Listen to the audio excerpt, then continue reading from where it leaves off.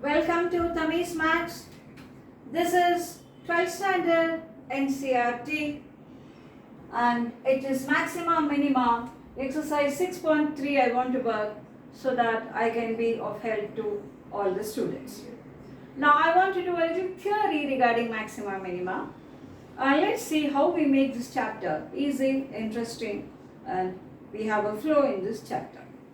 We know maxima means that's a maximum. We put a maxima, minima, minimum, minimum. So now we have some graph. I'm giving you a short, I'm not going in detail. We have a graph like this. These points are called maximum points and these points are called minimum points. At the maximum point and the minimum point, I draw the tangent, it will be parallel to the x-axis. dy by dx is slope of the tangent.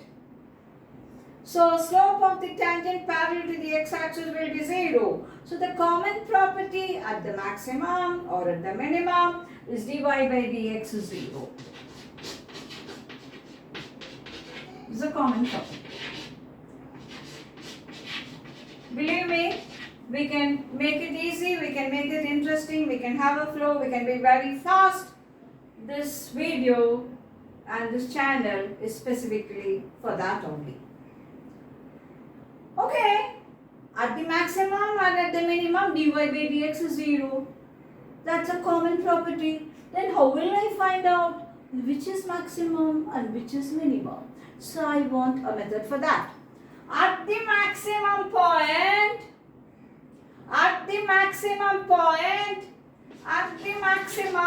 the second derivative will be negative. And at the minimum point, the second derivative will be positive. There are more details which we can do to show all this. But I am stopping myself with a limit because my basic intention is you become thorough with this chapter and you know the logic. Okay, everything could be explained further in detail also. So at the maximum, see, when it is maximum, my mind always associates with positive. So that is not there. At the maximum, the second derivative is negative and at the minimum, the second derivative is positive. This is one particular way to do that. So at the maximum, first derivative 0. At the minimum, first derivative 0. To distinguish whether it's maximum or minimum, the second derivative we'll find out that is negative, it will be the maximum, negative, negative, negative. And that is positive, it will be the minimum. Next is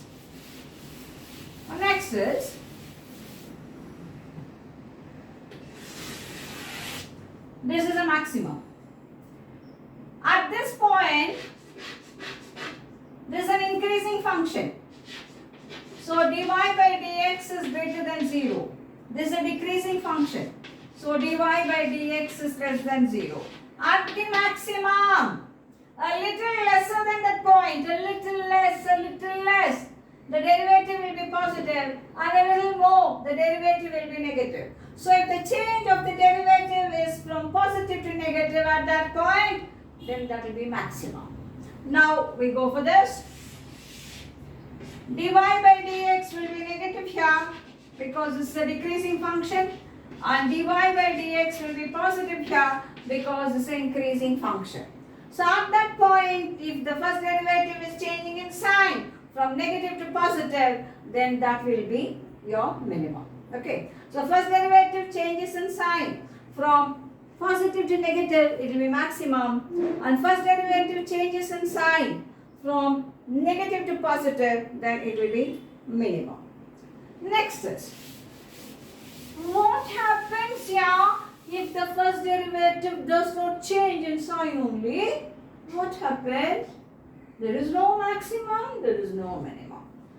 There is no maximum, there is no minimum. So if the first derivative does not change in sign, then we don't have a maximum, we don't have a minimum at all. Okay. For example, let us talk about y is equal to x cube. The first derivative is always positive and dy by dx will be 0 at dy by dx will be 0 at x equal to 0.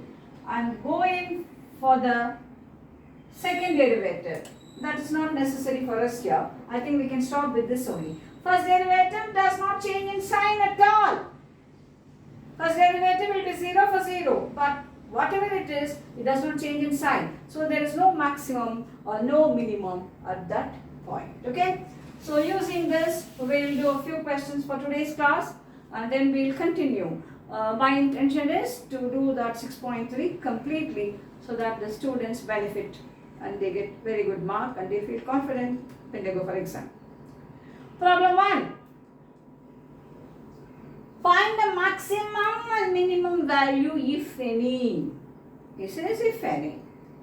For fx equal to, problem 1. Fx equal to 2x minus 1 whole square plus 3. Now I will logically reason it out first, then I will methodically do it for you. What is logical? It is 3 plus a positive number. This is a perfect square. It can go to anything. So I can't find out the maximum. It will go. Okay. But a perfect square minimum value will be 0. X square can be 0. But x square can be minus 3 for reality. So here the minimum of this will be 0. Which will happen when x is half. So 0 plus 3. 3. Minimum will be 3. Otherwise this value will increase. So minimum value of this should be 3.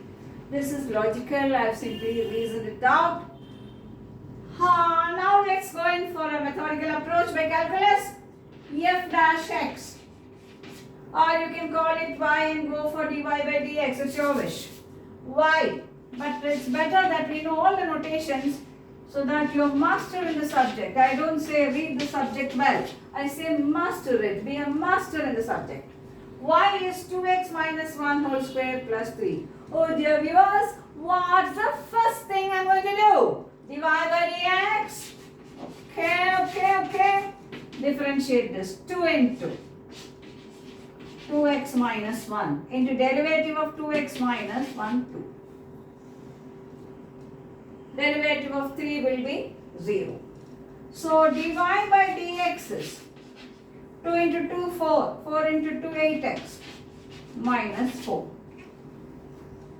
Second derivative will be 8. Always positive for any x. That means it can't be negative at all. What does it imply? You can find out only minimum of such expression and maximum will not occur at all because the second derivative is always positive. Now how do I find out? Equate the first derivative to 0. 8x minus 4, 0. 8x is 4, x is half. So for x half, minimum happens. How do you find out the minimum? Minima. How do you find out the minimum? F of half will be minimum. F of half, that will be minimum. Put your half, 2 into half, 2 and 2 will get cancelled. Minus 1 whole square, 0 plus 3, 0. Plus 3, 3. This is to be done by calculus. Okay? Tremendously easy, tremendously simple if we understand. So this is problem 1. Problem 2. We work simple question, we work tough question, or I'm planning to work the entire exercise. Okay? We go for problem 2. Find the maximum and minimum of fx equal to.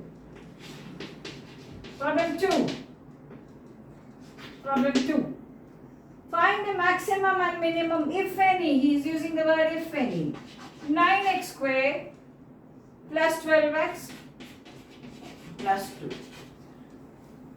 Your board exam needs a methodical working, a wonderful presentation, all that counts for your paper evaluation, and surely the more presentable your paper is and correct also. It should be correct and presentable. You're going to get full mark without any doubt. Going for y equal to. Otherwise you can carry like that also, no problem. 9x square plus 12x plus 2. dy by dx is 18x plus 12. d2y by dx to 18. So as in the previous, you find that second derivative is always positive. Second derivative always positive means it can have only minimum, no maximum will come. So equate the first derivative to 0.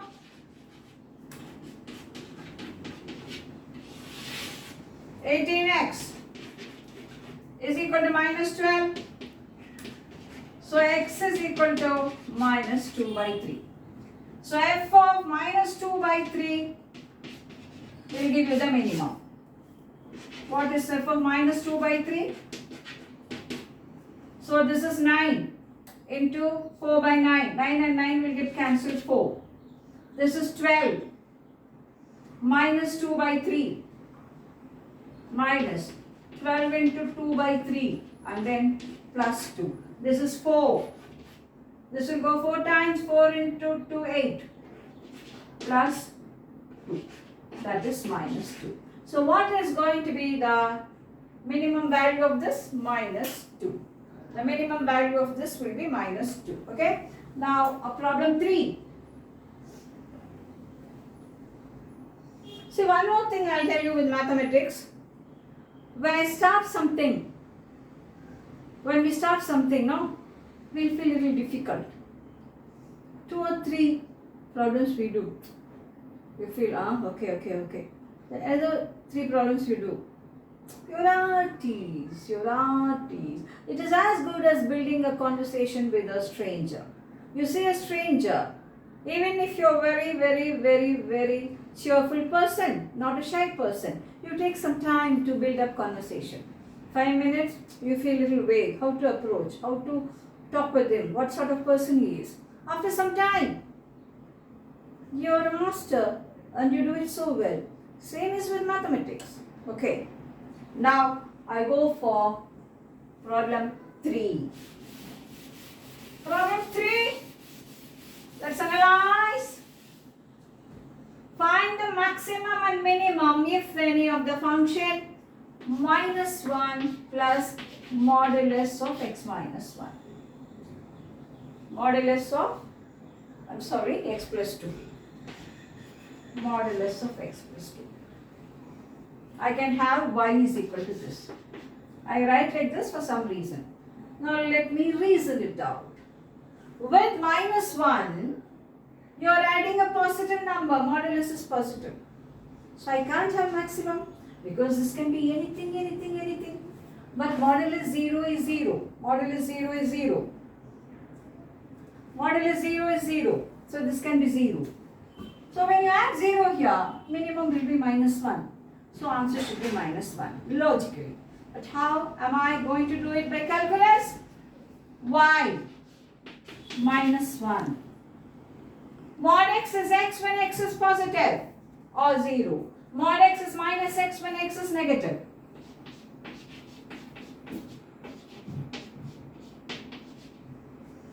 Okay? Then it is minus 1 minus .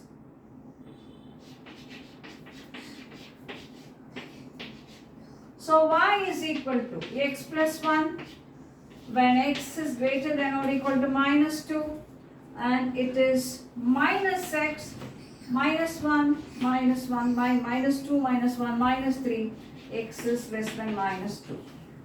dy by dx here is 1 when x is greater than or equal to minus 2. Minus 1 when x is less than minus 2. Isn't there a change in sign? There is a change in sign. And so then definitely there's a turning point. This maxima minima, you call them turning point, you call them critical point, you call them stationary point. So many names are given which we can see afterwards. So dy by dx changes in sign at -2. At -2, -2 is here. Greater than positive, less than negative. So it changes from negative to positive. It will give you the minimum. So at -2, put -2. -2 plus 2, 0, -1. So what's the minimum? -1. The last question.